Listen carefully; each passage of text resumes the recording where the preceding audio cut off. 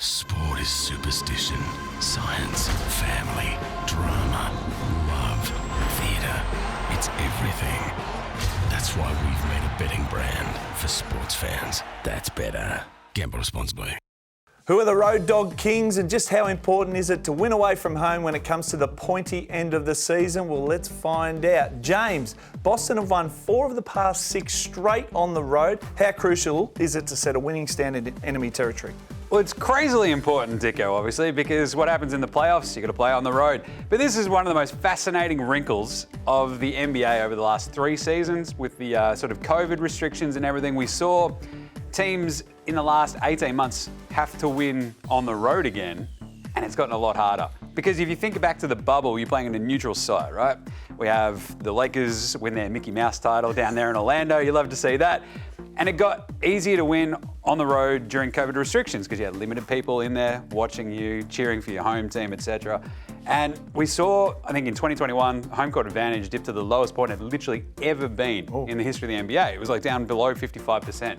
That bumped back up a little bit last year, and it's absolutely flying again this year. So if you can't win on the road, you don't have too much of a chance because there's only, I think, 8 teams above 500 on the road so far this season. It just shows how hard it's been to start this season to go out there and actually win in enemy territory. Like the best road teams last year, we saw them. It was like Phoenix, Philly, Memphis, and Denver.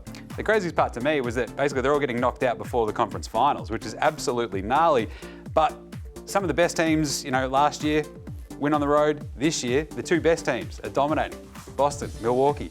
It's such a big thing to basically go out there, win on the road because you're setting a standard. You can win in a playoff series on the road. That's how you win a playoff series. You win it quickly, you win it easily, and that's an absolute hallmark of a great team to win on the road. All right, what about the teams who get homesick the minute they leave town? Let's talk about the numbers. So the Lakers, 35% on the road, and then we've got the Suns at 30% and Golden State in a lowly 14%. Is that bad signs coming into the playoffs? It actually kind of is. Like 2/3 of the season still to go, but they've got to bump those numbers right up, Dicko, because you have to be around the top 10 on the road with your road record to have any sort of success in the playoffs, right? Last year's top 4, basically the conference finalists, they were I think Golden State were 11th. They were above 53.5%.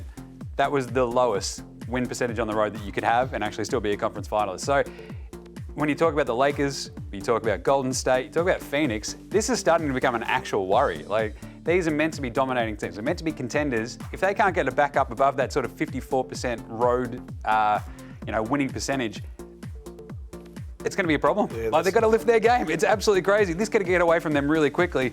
And you've seen it like winning consistently on the road with Boston, with Milwaukee. Look, my big thing for this though is when you're looking at those teams on the road and the bad ones, look at the point spreads on the road as well. Yeah, there's some good numbers. You can always back the ones on the road that aren't winning. Well, the opposite way. Well, the Pelicans copped a wake-up call on Wednesday, the Jazz. But we continue to be impressed by, guess what, another Aussie rookie in Dyson Daniels, don't we? He's been amazing. He's been absolutely amazing. So he basically started in place of Herb Jones and Brandon Ingram, right? The coolest part is, Dicko, he absolutely demolished in that role. The cool thing is, he's awesome. He's been flying. His bench numbers, though, are even better. Like, he's been amazing in his role. And this is the thing about the NBA. You can be a superstar in your role, Dicko. That's what it's all about, right? You can go out there, you become valuable for your team. He's been shooting it better off the bench. He's at about 54% versus 44% as a starter. So when he's playing against that quality competition, the numbers obviously dip. But he's only 20 games into his NBA career. The dude's flying. He's averaging basically a stock, which is a steal and a block per game. So he's defensively been incredible. But my favorite thing about watching Dyson Daniels play is he can be your defensive man at the point of attack, and he can go down low and hold his own because of his size, his strength, which is pretty incredible for a dude his age, to go against the likes of like Chris Paul and stuff like that. So the stardom, basically, we don't know if he's going to be a superstar, but as I said, you can be a star in your role and be incredibly valuable in the NBA at the moment. And Dyson is absolutely flying. He's in a great position, right? Playmaking, defense, they don't need him to do too much more. The Pelicans are awesome. Dyson Daniels awesome as well. Well, you said he can't do too much more. Can he keep the momentum going, though, when the starters are back? Can he? Yes. I knew it was there. Will he? Also, yes. When those starters come back, he's going to be fine because, as I said, he's a better bench player at the moment than he is as a starter. So going against the second units, he'll be fine. All right, I'm tipping this won't be the last time we talk about Dyson Daniels or the Pelicans this season, so watch this space. The betting brand for sports fans. That's better. Gamble responsibly.